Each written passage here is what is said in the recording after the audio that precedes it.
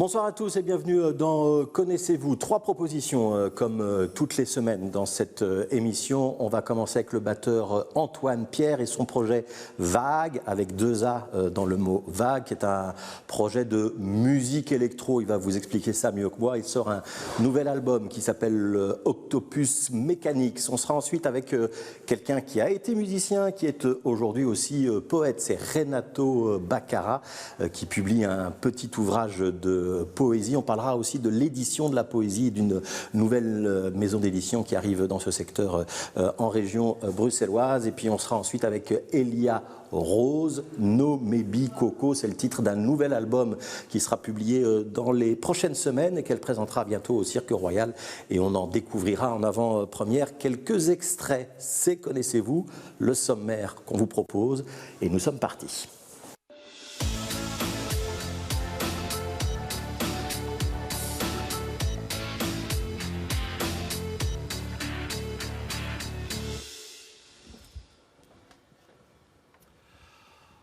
Bonjour Antoine Pierre. Bonjour. Vous êtes déjà venu dans cette émission, dans ce studio. Effectivement. Est-ce que vous vous rappelez comment ça se passe au début? Non, pas exactement, mais j'imagine que je dois m'installer quelque part. Ouais. On peut vous faire patienter un petit peu? Bien sûr. Vous pouvez nous rappeler qui vous êtes? Alors je m'appelle Antoine Pierre, je suis batteur et compositeur de base de jazz. Mais j'ai aussi un alter ego de musique électronique qui s'appelle Vague avec deux A. Vous dites un alter ego, c'est pas la même personne? Non, au début je pensais qu'on était deux personnes très connectées, mais maintenant avec le temps je réalise à quel point le fait d'avoir un moniker, comme on dit, d'avoir un pseudonyme, ça me permet d'être quelqu'un d'autre dans cette musique-là. Donc, Ça veut dire que sur les affiches de Vague, on va plus lire Antoine Pierre, vous n'allez pas jusque-là? on va plus lire Antoine Pierre. Ce sera Vague tout seul? Ouais. Ouais. Pourquoi est-ce que vous faites ça? C'est dans l'idée de trouver un autre public, séduire d'autres univers que ceux dans lesquels vous êtes connu? Parce qu'en jazz, en Belgique francophone, vous êtes connu. Vous avez joué avec Philippe Catherine. Enfin voilà, vous êtes quand même une référence dans la jeune génération des jazzmen. Merci. Il faut que vous alliez faire autre chose. Disons que le fait d'avoir un pseudonyme, indirectement, ça permet effectivement de peut-être toucher un autre public, mais la raison pour laquelle je l'ai fait, c'était justement pour sentir une liberté totale dans les nouveaux choix artistiques que j'avais envie de faire. J'avais pas envie de rester cantonné peut-être à ce personnage artistique dans lequel j'étais avec mon propre nom. Et donc ça me permet vraiment de lâcher prise par rapport à justement tous les choix que je pourrais faire. Donc, voilà. Pourquoi, Antoine Pierre? Vous avez peur que le milieu du jazz vous reproche ce que vous êtes en train de faire avec Vague? Excellente question, on dirait que je suis chez mon psy. Mais ce n'est pas du tout une peur, c'est plus vraiment une liberté que j'avais envie de me donner. Et le fait de pouvoir vraiment lâcher prise et d'aller dans quelque chose de fondamentalement beaucoup plus électronique, moins jazz, même si évidemment on ne peut pas renier non plus la personne qui est derrière. Je suis quand même effectivement musicien de jazz à la base, donc il y a de ça. Mais il y a quand même principalement cette musique électronique qui est là et j'avais envie vraiment de pouvoir être cette personne-là. Ouais. En bon psy, je vais quand même creuser le filon. Excellent. Les jazzmen, ils vous disent quoi? Est-ce que vous sentez leur regard plutôt curieux, plutôt admiratif ou plutôt réprobateur? Un peu des trois, je dirais. C'est plus... En fait, je ne sais pas si je dois faire une différence entre les amis et les jazzmen de manière générale. Le jazz, c'est une musique qui est assez ouverte et qui puise son inspiration dans plein d'autres musiques et inversement. Donc, pour moi, il n'y a pas vraiment une barrière entre le jazz et les autres musiques. C'est juste qu'effectivement, c'est une musique qui a une identité très très forte. Certains jazzmen disent le jazz, c'est juste le fait d'improviser. Ouais, bon, ça c'est peut-être un grand raccourci. Peut-être que finalement, le point commun qu'il y a entre Vague et le jazz, c'est le fait qu'il y a beaucoup d'improvisation dedans. Donc peut-être que ça, c'est un peu vraiment le pont entre les deux musiques. Ouais. Mais des regards réprobateurs, il y en a eu donc? Il y en a, vous savez, les regards réprobateurs, c'est mon choix d'en tenir compte ou pas finalement.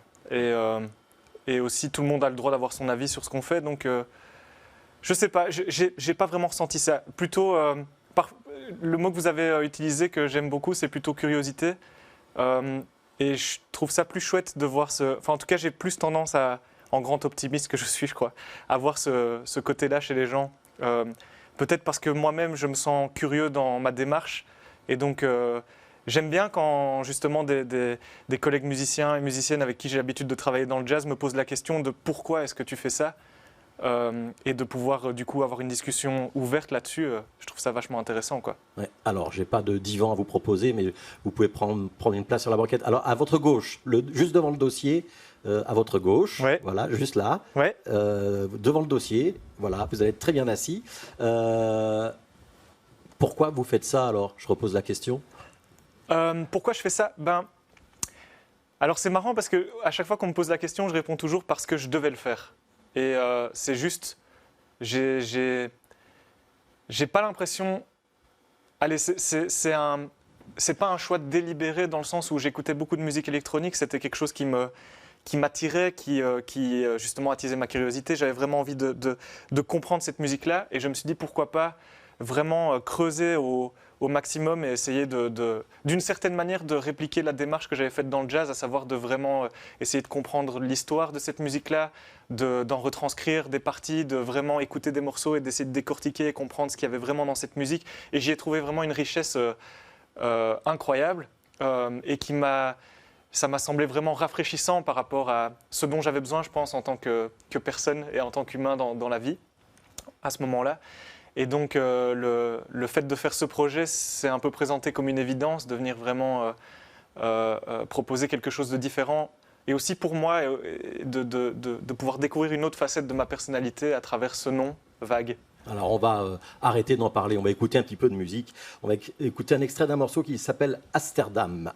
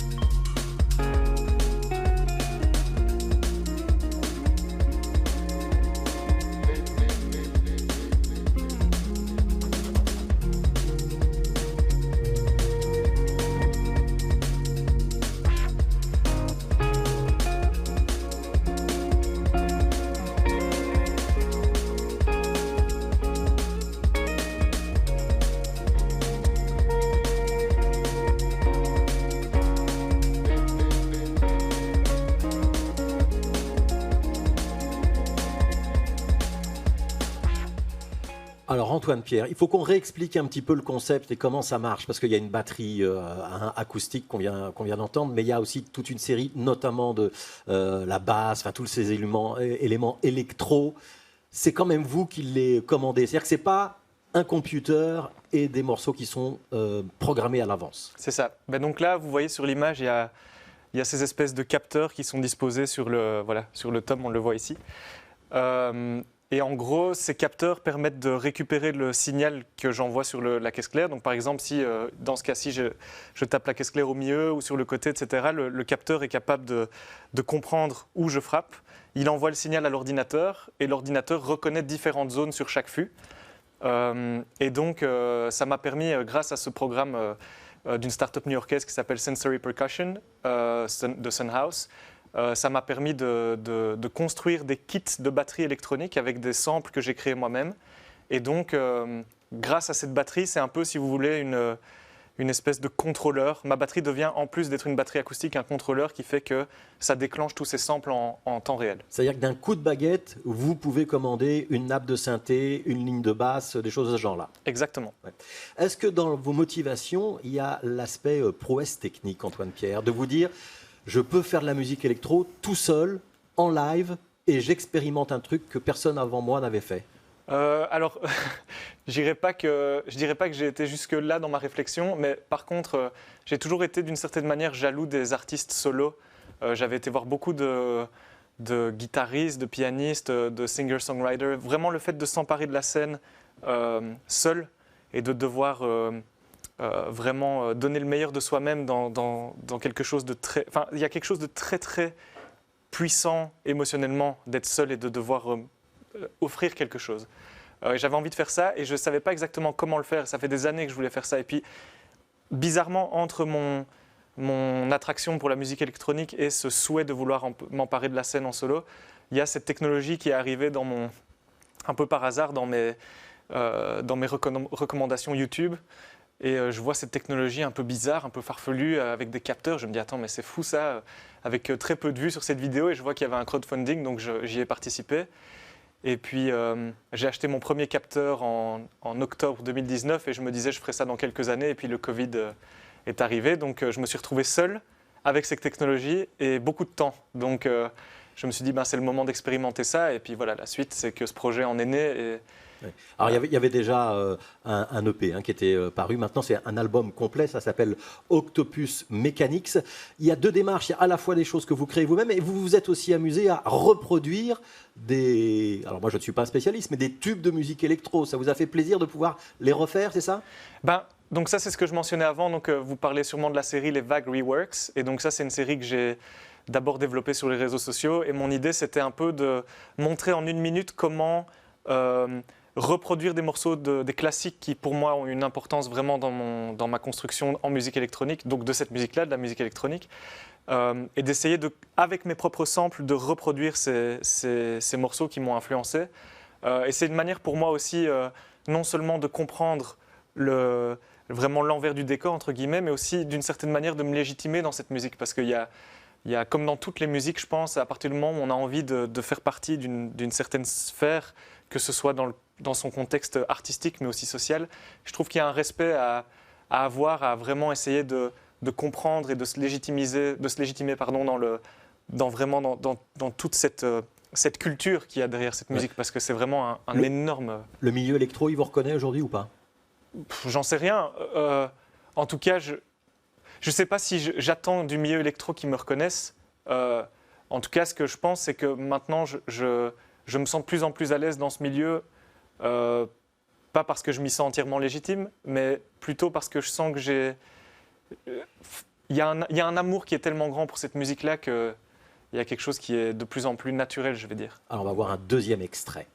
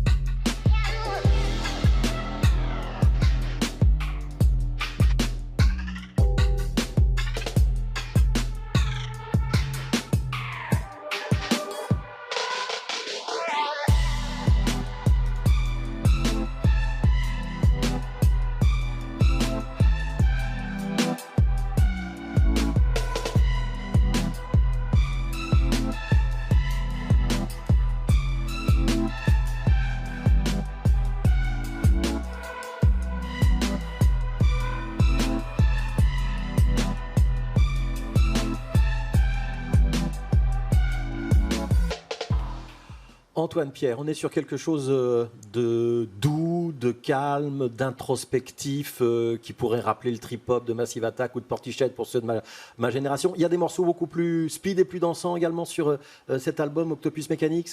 Oui, tout à fait. Il y a même des morceaux un peu plus drum and bass et juggle, donc où le tempo est presque le double.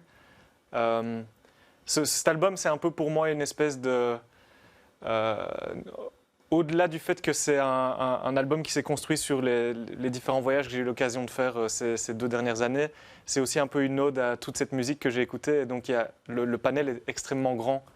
Donc voilà. Ouais. Vous tournez à l'étranger avec ce projet Vague. Hein. Je pense que vous avez été au Canada notamment, enfin un petit peu partout dans le monde et notamment en Europe. Ça vous fait plaisir d'être reconnu pour ce qui pouvait paraître un petit peu un pari fou au début. Vous êtes sorti de votre zone de confort. Alors, je suis d'accord avec une partie de la phrase. Sortir de la zone de confort, ça c'est sûr. Reconnu, honnêtement, c'est pas du tout. Je pense pas que je me pose vraiment la question de ça, mais par contre... Mais quand vous jouez à Beaux-Arts avec Philippe Catherine et qu'il y a 3000 personnes dans la salle, par exemple, ou que vous faites des grands festivals de jazz, il y a aussi des milliers de personnes, et quand vous vous retrouvez dans un petit club, c'est la même chose pour vous ou pas? Oui, c'est la même intensité. En fait, moi, je suis juste tellement heureux de pouvoir partager cette musique à des... Je veux dire, de partager ça dans des déjà, de pouvoir voyager avec cette musique, c'est fabuleux. Je m'estime vraiment incroyablement chanceux. Et puis en plus, il n'y a rien à faire, mais jouer devant 10 personnes ou devant 2000 personnes, on joue quand même pour des humains, quoi. Donc, il y a le fait de croiser le regard de gens qui ressentent quelque chose, que ce soit positif, négatif, peu importe, tant qu'il y a quelque chose qui se passe, pour moi, le pari est gagné. Et donc, je ne sais pas si on peut parler de reconnaissance, mais en tout cas, juste le fait d'avoir l'honneur de pouvoir faire ça, c'est le fuel qui me fait me lever tous les matins, en tout cas. Vous pourriez envisager d'arrêter le jazz pour faire que Vague ou pas? Non. Non, il y aura les deux toujours. Ah oui, toujours. Ouais. Le jazz, c'est ma maison, j'ai besoin de ça. C'est juste, je pense que je suis un petit peu... je ne vais pas dire hyperactif, mais j'ai besoin de beaucoup de stimuli. Donc, oui, vous êtes boulimique voilà, de travail et de projet. Utilisons ce mot-là. Ouais. Voilà, ça s'appelle Octopus Mechanics. C'est un très bel album avec de très belles ambiances. Et alors pour ceux qui veulent voir comment ça marche en vrai et qui veulent vérifier que effectivement Antoine Pierre est seul sur scène, qu'il peut bugger parfois, qu'il peut improviser, et que c'est pas de la musique en boîte prédigérée et pré-mâché qu'on vous sert. Il y a un concert à l'Ancienne Belgique, ce sera le 13 novembre, ce sera dans le cadre du festival 50 Lab. Vous avez déjà été au Brésil? Jamais, mais j'adorerais y aller. Eh ben, on va vous parler du Brésil. Est-ce que vous pouvez prendre à votre gauche, il y a 2 livres, vous allez prendre le premier. Marche de nuit. Marche de nuit. Vous pouvez lire le nom de l'auteur? Marche de nuit de Renato Baccara. Eh ben, on va accueillir Renato Baccara. Yes.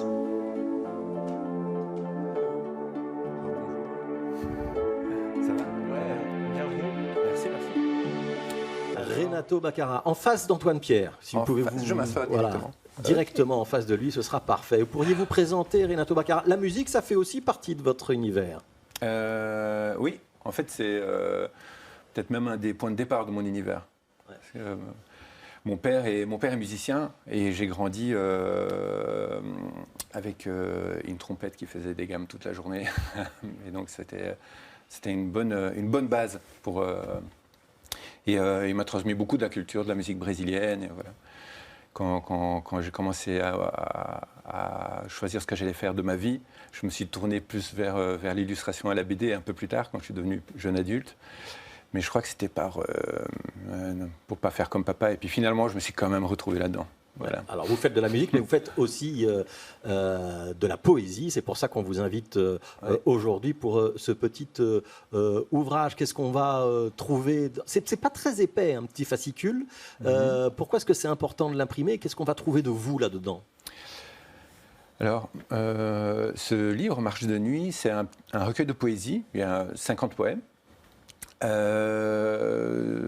51 même, pour être précis.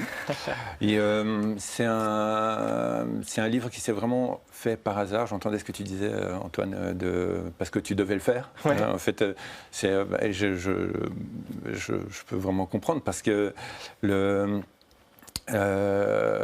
toujours écrit de la musique en portugais.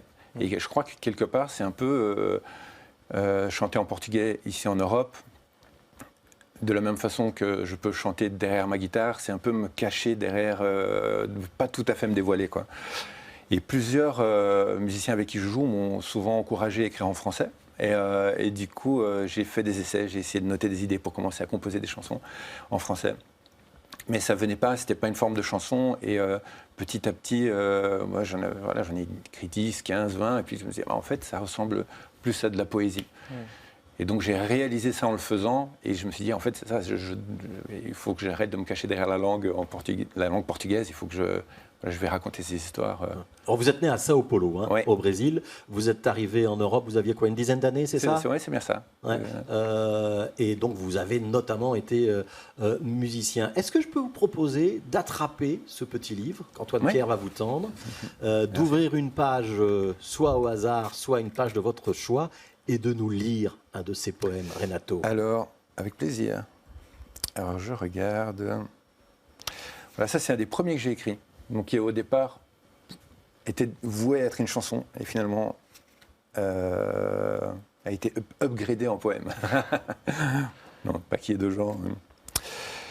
Alors, sur la petite table qui est ma mémoire, seuls tiennent une petite poignée d'objets.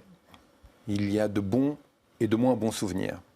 À chaque fois qu'un nouvel objet est posé, il pousse tous ceux qui l'entourent et fait tomber celui qui est le plus précaire près du bord. Chaque fois, j'espère que ce sont les moins bons souvenirs qui disparaîtront, mais ce n'est pas toujours le cas. Vous avez une grande table ou une petite table de votre côté, Antoine Pierre, pour la mémoire? Est-ce que c'est une grande table avec plein d'objets ou est-ce que c'est une petite table avec plein de petits objets? Moi, j'ai une question à te poser. Toi qui viens du texte en portugais, est-ce que tu as senti une difficulté à passer au français du coup? Ou est-ce que tu vois, est-ce qu'il y a des émotions qui traversent mieux dans le portugais ou... Oui, moi j'ai vraiment l'impression que chaque langue raconte ses histoires et que je sais pas, j'arrive pas à dire pourquoi, mais il y a des trucs qui se racontent mieux en français ou en portugais. En tout cas et j'ai pas réussi à écrire de chansons en français, mais une fois que j'avais écrit ces poèmes en français, je me suis dit, et pourquoi pas écrire de la poésie en portugais? Et j'y suis pas arrivé non plus. Ah ouais. Donc peut-être que j'ai une question d'aiguillage dans mon cerveau qui ne le permet pas. mais je trouve qu'il y a des trucs qui se racontent plus facilement. Comme il y a l'humour aussi.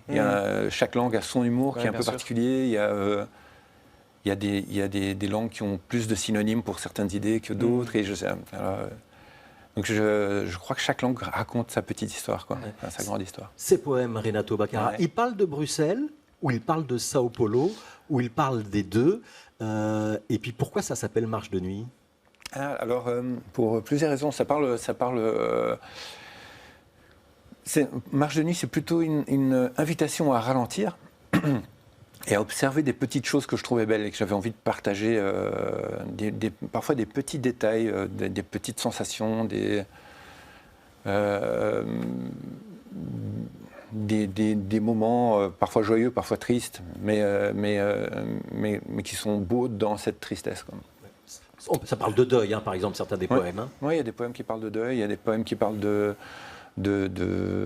vieillir, mais il y a des poèmes qui parlent d'être parent, d'avoir un enfant, de vieillir avec quelqu'un. Mais il y a aussi des petites choses, par exemple, qui parlent de la pluie, qui parlent du train qui démarre. Et alors, c'est la pluie du Brésil ou c'est la drage nationale? Ah oui, je crois que c'est plutôt cette petite pluvine qui reste en suspension dans l'air, qui peut passer à travers les vêtements. Ouais, la bruine. La petite bruine. Ouais. Oui, mais je crois que ce sont des choses universelles. Je crois que c'est des trucs qu'on partage tous. Et là, c'est pas une question de langue, c'est vraiment plus le moment qui est décrit dans cette langue. Et je crois que c'est vraiment quelque chose que j'ai eu beaucoup de retours de ces poèmes. Et souvent, des personnes me font des retours sur des poèmes très différents des uns des autres. et chacun se retrouve un peu dans ce moment, dans cette histoire. C'est assez drôle. Ça peut vous parler, la poésie, Antoine Pierre? Oui, tout à fait. Ouais. Je ne peux pas dire que je sois expert dans le style. Et d'ailleurs, je n'ai pas vraiment de grandes références, mais à chaque fois qu'un poème me tombe sous la main, souvent, ça retentit. Et je pense que c'est un... Enfin, je veux dire, la langue, c'est un peu notre premier médium de communication. Et donc, c'est vrai que quand on voit des mots comme ça qui sont agencés et qui peuvent provoquer quelque chose, c'est... Ouais. On va faire l'expérience. Vous prenez le livre Renato Baccara et vous retrouvez un deuxième poème que vous allez lire face à Antoine Pierre, et puis on va voir comment son visage réagit. Avec un gros plan. Oui, c'est ça. Pas trop, hein. Alors, à propos de ralentissement, il y en avait un que je m'étais dit que je pourrais peut-être lire. Ah ben si, à propos de pluie. La bruine de tout à l'heure. Il pleut un peu, mais si peu, et les gouttes sont si fines que l'on dirait qu'elles ne tombent pas. Ces larmes restent là, en suspension dans l'air, et attendent sagement qu'en nous déplaçant, ce soit nous qui coulions sur elles. Antoine Pierre. Quel est ton sentiment? Oui, c'est ça. Bah, en fait, non. Est-ce qu'il y a vraiment besoin d'expliquer quand c'est, je veux dire, c'est si limpide, à l'image des gouttes d'eau, justement. Mais c'est vrai que par rapport à la musique aussi, on peut se retrouver. J'ai été écouter un concert de musique acousmatique cette semaine, et je trouvais très impressionnant aussi. Au-delà du dispositif technique, à quel point ça peut refaire sentir des choses, quoi. Enfin, des centaines de fois, on peut se retrouver à des concerts avec la chair de poule. Et je trouve que la poésie aussi, il y a ce truc-là, un partage de moments, un truc... Bien sûr. Votre poésie à vous, Renato Baccara, c'est aussi de créer des images. C'est ça qu'on retrouve dans beaucoup de vos poèmes. Oui, comme la petite table, par exemple. C'est quelque chose de... Ouais, j'essaye de ne pas être descriptif ou illustratif, d'évoquer, de créer des images, des espèces de petites métaphores qui vont pouvoir nous faire penser à d'autres choses, ou peut-être nous poser certaines questions, ou réfléchir sur des sujets qui peuvent être parfois graves. Là, cette histoire de petite table, la notion de la mémoire, c'est quand même triste de voir disparaître des souvenirs. Il y a tellement de choses... Vous avez une petite angoisse de la vieillesse quand même, ça transparaît dans 2-3 poèmes. Non, là je... Vous me dites non, mais ceux qui vont le lire vont sûrement être d'accord avec moi. Ah, mais il y a aussi des poèmes qui parlent très positivement de la vieillesse. Donc c'est les deux. Il y a les deux côtés. Voilà, j'ai eu 2 enfants très jeunes qui sont merveilleux. J'ai une petite fille maintenant plus âgée qui a 4 ans aujourd'hui, qui est merveilleuse. Et je trouve que être parent à ces 2 moments de ma vie, je le vis de façon très différente. Oui, bien sûr. Mais je suis aussi heureux à chacun de ces moments, quoi. Mais je constate des différences. Je constate des choses. À force d'avoir vécu des expériences et des souvenirs, je crois qu'on ne peut pas tout retenir, et que forcément il y a des choses qui vont être sacrifiées. Et parfois c'est des choses qu'on aime bien, donc c'est dommage. Bien sûr. Mais j'ai l'impression que notre mémoire, c'est une espèce de grande armoire avec plein de tiroirs, et on doit ranger des choses, et parfois on n'a pas la place pour les ranger. Donc il faut voilà, il y a faire du tri. Un administrateur qui s'en occupe pour nous. Ouais. On n'a pas vraiment le choix de ce qui disparaît parfois, mais c'est dommage. Alors il y a les textes pour figer des choses et leur permettre de durer dans le temps. Il y a aussi des vidéos parfois ou des morceaux de musique. On va en écouter un, puisque vous n'êtes pas que poète, vous êtes également musicien et chanteur. D'accord.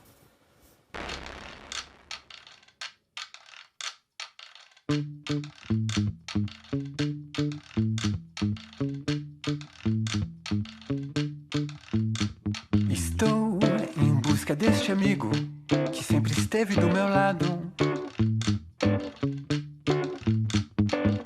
Amigos desde criancinha, juntos pra cima e pra baixo. Estranho que ele tenha sumido, éramos tão grudados.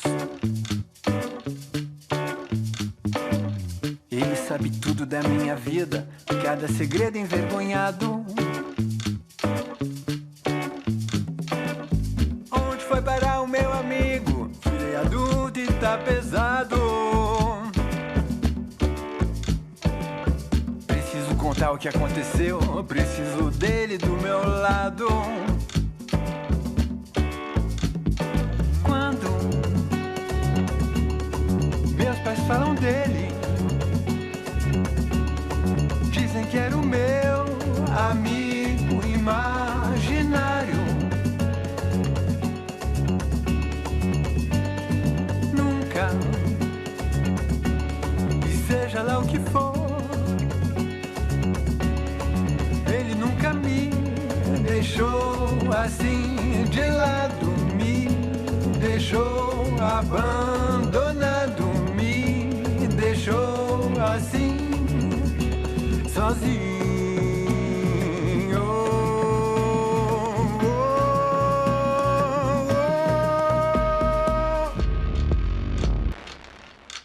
Pierre, petite réaction à ce que vous venez d'entendre. Allez, ça me donne envie d'aller me balader avec Renato. Son monde a l'air pétillant. Ouais. Et vous êtes deux musiciens de Bruxelles qui vous vous connaissiez pas, enfin pas directement. Pas directement. Non, on doit avoir des dizaines d'amis en commun. Oui, quoi. à Bruxelles, de toute Ouais. façon. Ouais, il a fallu que BX1 arrive pour que vous puissiez vous rencontrer. Exactement. Renato Baccara, on va quand même préciser, vous êtes dessinateur aussi, il y a des choses de Ouais. vous dans ce clip. Oui, il y a en fait, ce clip-là, c'est un cadavre exquis. J'ai demandé à 12 personnes plus moi de chacun faire une séquence une petite séquence du morceau. Et tous sont vraiment fonctionnés à l'aveugle. Donc on a identifié, chacun a choisi la partie du morceau qu'il voulait faire. Et il y en a juste un ou deux qui m'ont demandé la dernière image du précédent et la première image du suivant pour faire un raccord. Ah, génial. Mais du coup, c'était vraiment... Ils ont tous découvert le résultat. Super. Et moi, je fais une des séquences. Ouais. Et j'aime beaucoup. C'était un très chouette moment de faire ça parce que je trouve que justement la quantité de styles différents crée l'unité de Bien sûr. Un kaléidoscope. Ouais. Alors vous êtes donc poète, dessinateur, musicien. On s'arrête juste un instant sur le musicien pour dire que vous aurez un nouvel album qui arrivera au mois de janvier, c'est bien ça? Oui, c'est bien ça. Je viens de finir d'enregistrer un album avec un nouveau groupe qui est formidable, que j'adore. Félicitations. Merci beaucoup. Et alors je voudrais juste qu'on dise encore un mot, Renato Baccara, de la maison d'édition avec laquelle vous travaillez pour ce petit recueil de poèmes. Ça s'appelle Bleu d'Anvers. Il y a plusieurs titres qui paraissent ces temps-ci. Vous pouvez nous en dire un petit mot? C'est pas facile de publier des poèmes, hein? Non, en fait, Bleu d'Anvers, c'est une maison qui au départ faisait de la nouvelle graphique, plutôt des livres d'images. Mais il y avait toujours une dimension un peu poétique dans les récits. Et voilà, il se fait que je me suis retrouvé à écrire ces poèmes, comme j'ai expliqué tout à l'heure. Et on a décidé de sortir ça. Et on a invité une amie qui s'appelle Peter Kemmel, qui est autrice ici à Bruxelles, qui a écrit un premier roman qui s'appelle Savane Allée, qui est fantastique, que j'adorais. Et elle va avoir un livre qui va sortir très bientôt, d'ailleurs. On pourra en reparler. Ouais. Et donc, elle a écrit son recueil de poésie elle-même, le sien, qui s'appelle Comment dire au revoir à un père absent. Et il y a un Qui est aussi site très, très internet dont on va voir l'adresse à l'instant qui permet d'en savoir un petit peu plus sur cette maison d'édition, donc une autre maison d'édition spécialisée dans les poèmes. On connaît les éditions Maelstrom, les poèmes, les slammers. Et il y a maintenant édition Bleu d'Anvers qui arrive également pour nous aider à nous évader grâce à la poésie. On va partir vers la chanson, si vous êtes d'accord tous les deux maintenant. Avec Avec plaisir. plaisir. Ce plateau est un peu masculin, vous êtes d'accord? Ouais. Oui, il faut changer ça. Ouais, on va changer ça. Elia Rose.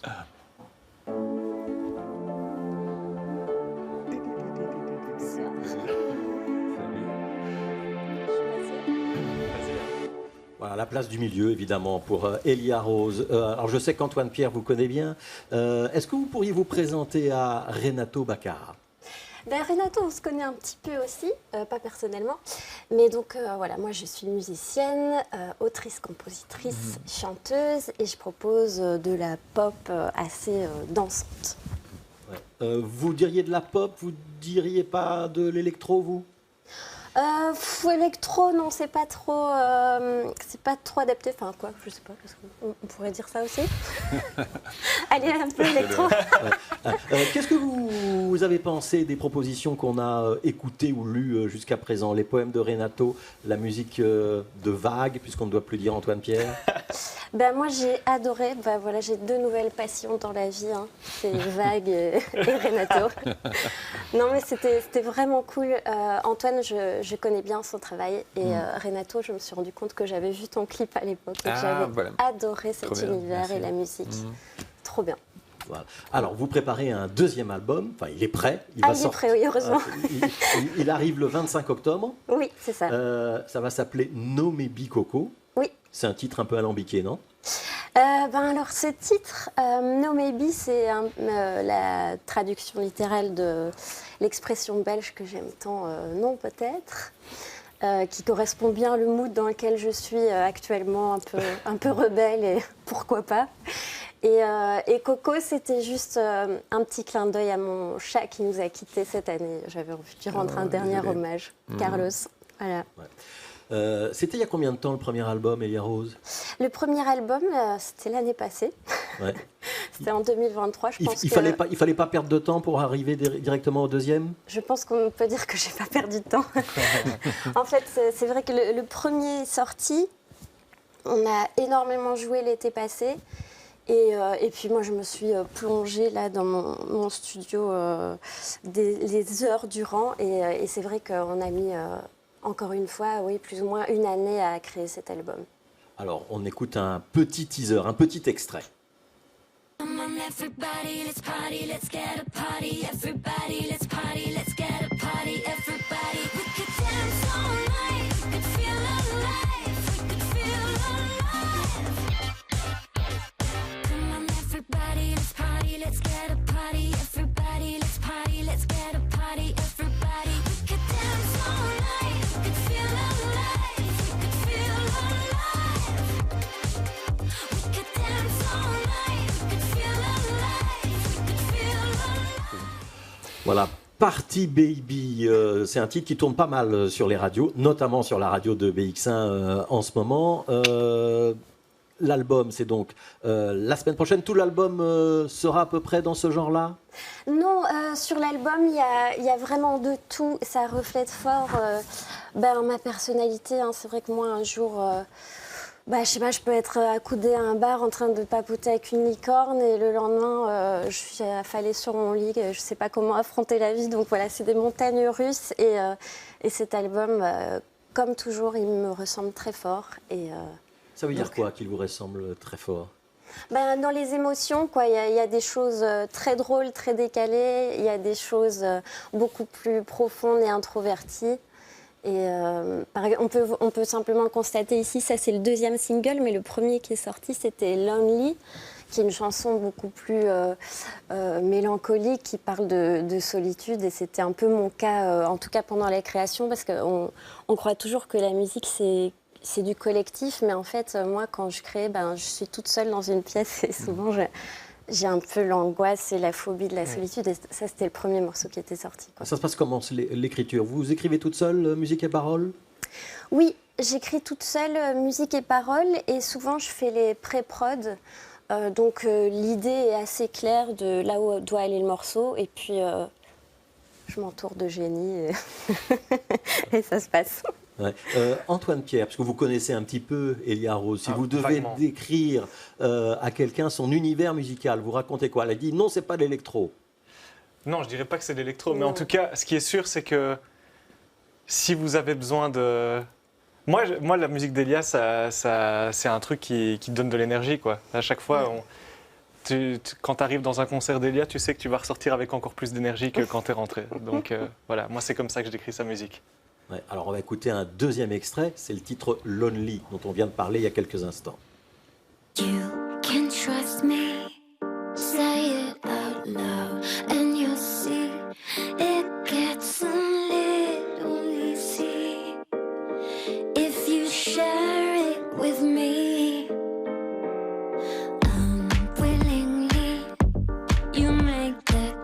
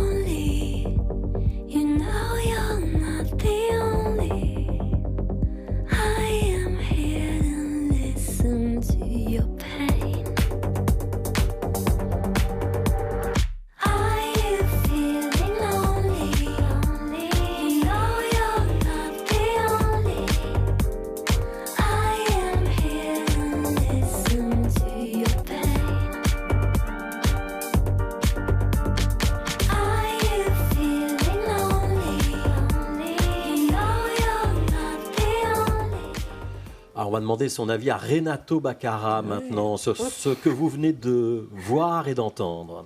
Ah, moi j'aime beaucoup. Et en fait, je connaissais des plus anciens. J'avais pas encore écouté. Lonely, je l'avais pas encore entendu. Ah, ben voilà, mais il est sorti il n'y a pas si longtemps, Ah que ça, ouais. c'est normal. Et mais c'est très beau. Je trouve ça. La mélodie est très jolie. J'aime Merci. beaucoup des arrangements très produits comme ça, avec de bon goût. Je trouve ça super joli. Ah, merci, c'est Et gentil. Et je trouve que ce morceau-là aussi, il y a des trucs un peu. Bon, ça va être des références de vieux, hein, mais, mais des trucs, même trip-hop, comme tu évoquais Massive Attack tout à l'heure, Ouais. ça rappelle un peu ça aussi. C'est bien Je trouve ça, ça très beau. c'est tout beau. J'officiate. Il y a une question qu'on doit vous poser, Elia Rose. Pourquoi tout est en anglais?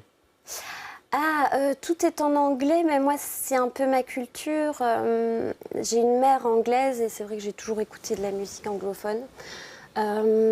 Après, voilà, je suis pas fermée. Il y a un titre sur mon album qui est un peu en français. Le refrain est en français. Et d'ailleurs, c'est une licorne qui apprend le néerlandais, donc il y a aussi des mots néerlandais, vous voyez. Trilingue. Peut-être qu'un jour je chanterai en italien, vu que mon père est italien, je sais pas, on verra. Album Ouais, sponsorisé je me par laisse. Duolingo. Elia Rose, donc l'album précédent, il y a eu le Criminal Tour, hein, pour ceux qui vous ont peut-être vu Oui. il y a quelques mois. Il y aura donc une nouvelle tournée avec No Maybe Coco. On peut vivre de sa musique en Belgique ou est-ce que pour vous, le futur, il passe nécessairement de l'autre côté des frontières? Ça, je sais pas, Allez, c'est un good peu luck. compliqué. C'est un peu compliqué comme question. Je pense que c'est quand même très dur d'en vivre. On va pas se mentir. L'idéal, je pense que c'est quand même de commencer à s'exporter, même si je suis pas sûre que l'herbe soit plus verte ailleurs. Toi, tu connais plus ça, voyager avec la musique. Moi, je connais pas.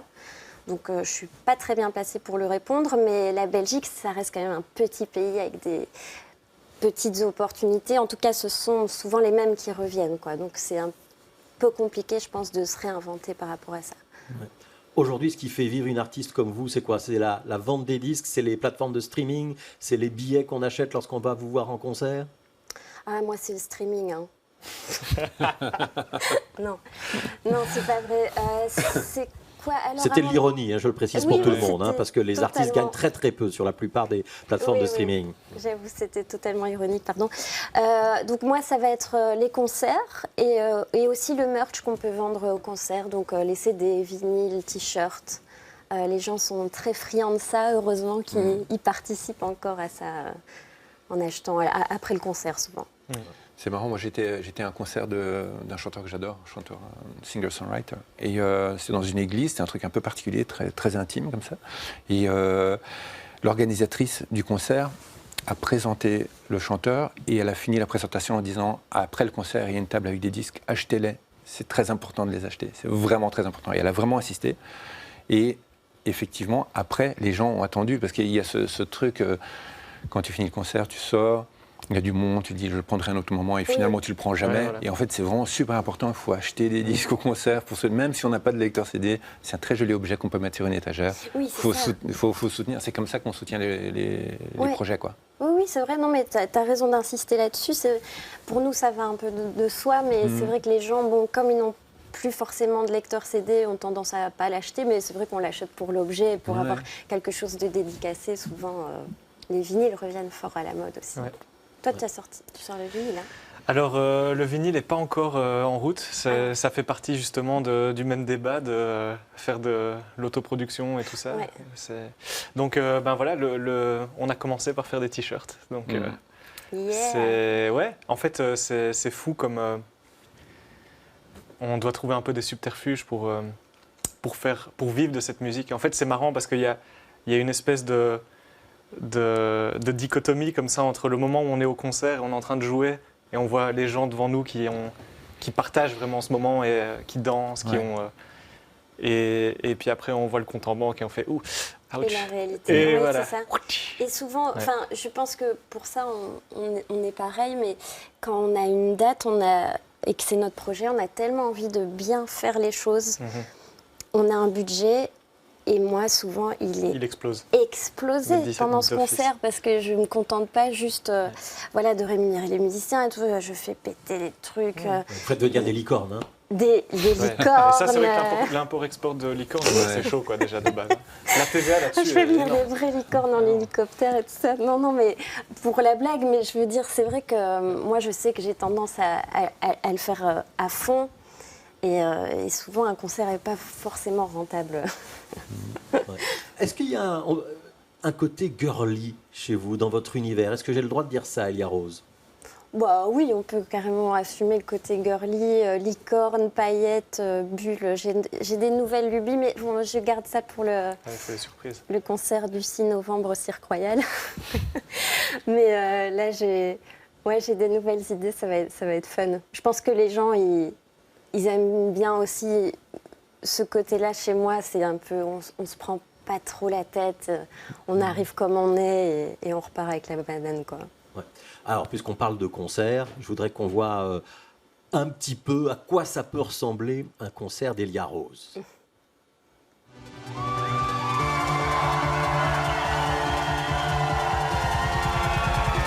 You disappear without a tear. You leave me here with so much fear. I love you so. I love you so. I love you so. I love you so. I love you so. You disappear without a tear. You leave me here with Alors, on ne lésine pas sur les paillettes. Ça, c'était le Criminal Tour. Hein. Donc, Oui, c'était c'est ça. il y a un peu moins d'un an, j'imagine, ce genre de Oui, concert. c'était l'année passée au Botanique. Ouais. Cette fois-ci, ce sera le Cirque Royal. Oui, c'est ça. Ouais, c'est plus grand à remplir. Oui, bah, pas tant que ça. En final, c'est le club, donc il y a 350 places, si je dis pas de bêtises. Ouais. Et ouais, on est aussi en train de prévoir un show vraiment ficelé, quoi. Moi, j'aime bien que tout s'enchaîne, tout est travaillé. Et moi, j'ai tendance à rien laisser au hasard. Ouais. Et- Justement, cette musique, elle est très produite, Ouais. elle est très travaillée. On sent qu'il y a eu des heures de studio derrière. On arrive à faire la même chose sur scène ou pas? bah, c'est mieux sur scène, je trouve. C'est vraiment chouette parce que... Vous êtes une redoutable commerciale, en tout cas. Hein. C'est vrai que Donc, ce je sera mieux sur, sous-estimais ça chez moi. ce sera mieux sur scène. Donc, Non, n'hésitez pas à vous rouler sur les préventes. Non, mais quand je dis mieux, je pense que c'est... En tout cas, pour moi, c'est beaucoup plus gai et plus chouette à faire parce que là, je suis entourée de musiciens absolument extraordinaires. On travaille beaucoup pour ça. Et il y a beaucoup plus de liberté et de surprise. Et on fait des arrangements plus longs avec vraiment des belles surprises qu'on ne retrouve pas du tout sur l'album. Et ça, je pense que c'est quelque chose aussi qui est chouette quand on vient me voir en live, c'est qu'on n'entend pas du tout le morceau copié-collé. Il est vraiment réarrangé. Donc, il faut Et- acheter les deux. Je vais sortir un album live aussi. Il faut venir au live et acheter l'album studio. Voilà. On cite C'est- les musiciens, il y a Cédric Raymond et Lorenzo Di Maio, qu'Antoine Pierre connaît forcément très bien parce qu'il Oui. leur arrive de jouer également Oui. dans un autre projet d'Antoine. Il y a qui d'autre? Il y a Nico Davel. Il y a Santo Shinta, la batterie. Ouais. Et donc on est à 4 sur scène. Et ouais, ça promet. Ouais. Ça va être Euh, chouette. On voit dans la petite vidéo qu'on vient de voir qu'il y a quand même une très grosse énergie et un beau retour du public. C'est aussi pour ça que vous faites ça? Oui, mais c'est vrai que moi, mon public, c'est mon miroir. Hein. Plus il me donne, plus j'ai tendance à donner. Je suis très proche du public. Normalement, j'ai vu tous les visages quand je suis sur scène. Je regarde tout le monde, j'adore ça. Profiling. Ouais, Direct. voilà, que je note. Non, mais c'est quelque chose que j'aime bien, cette proximité. Et c'est vrai que souvent, voilà, je suis tellement à la ramasse quand je suis sur scène, je pense plus à rien, je fais des bêtises, genre je fais monter tout le monde sur scène sans penser un seul instant aux instruments et tout ça. Moi, je suis à fond. Et où je fais des stage diving, je vais avec les gens et tout ça. J'aime bien cette proximité. Alors, on est à Bruxelles. Je voudrais vous demander vos rapports à l'un et à l'autre à cette ville. Antoine, je commence par vous. Vous êtes de Liège, je pense, au départ. Hein Tout à fait. ouais. Ça se passe bien à Bruxelles ou pas? Ah ben ouais, plutôt bien. Je suis arrivé il y a 12 ans et à part un petit intermède à New York, je suis quand même resté collé ici, quoi. Donc, Au milieu à la chair. et voilà. Et voilà. Bruxelles, c'est un peu le New York City d'Europe, hein, il faut quand même le dire. C'est vrai. Non, c'est une ville qui est vibrante. Ce que j'adore, c'est à quel point elle a En fait, on est vraiment dans une position hyper centrale en Europe, où on est proche de tout. On est à presque 2 heures de Paris, 2 heures d'Amsterdam avec les trains. Et il y a un truc aussi un peu où, à chaque fois que j'ai des musiciens ou musiciennes internationaux qui arrivent ici et qui ne connaissent pas bien, ils sont toujours un peu ouais, mais en fait, c'est génial cette ville. Mais gardez bien ça secret parce que sinon vous allez être envahi. Mais c'est vrai qu'il y a un truc artistiquement aussi où il y a énormément de liberté. Il y a ce côté un peu, je sais pas, je sais pas comment le décrire autrement que par. Beaucoup de Voilà, créativité. Ouais. voilà, c'est ça. Renato Baccara, Bruxelles et vous? Moi, j'ai grandi ici et j'adore. C'est vraiment ma ville de cœur. Je suis né à São Paulo et j'adore cette ville aussi. C'est vraiment. Mais je quitterai pas Bruxelles pour rien au monde. J'adore aussi ce foisonnement de propositions artistiques qu'il peut y avoir en théâtre, en danse, en musique. Il y a 1000 trucs. Mais quand même dans une relative intimité, parce que en fait tout ne saute pas aux yeux, quoi. On découvre tous ces lieux. Et puis comme on parlait un peu de la précarité de la vie artistique, en fait ces lieux bougent aussi, ils ne vont pas forcément subsister. Donc du coup, il y a vraiment une circulation culturelle à Bruxelles que j'adore. Ouais. Et on termine avec Elia Rose, Bruxelles et vous? Oui, moi je suis tournaisienne à la base, mais j'ai habité plus de 10 ans à Bruxelles et j'ai déménagé 12 fois en 10 ans, pour dire j'ai fait plusieurs communes.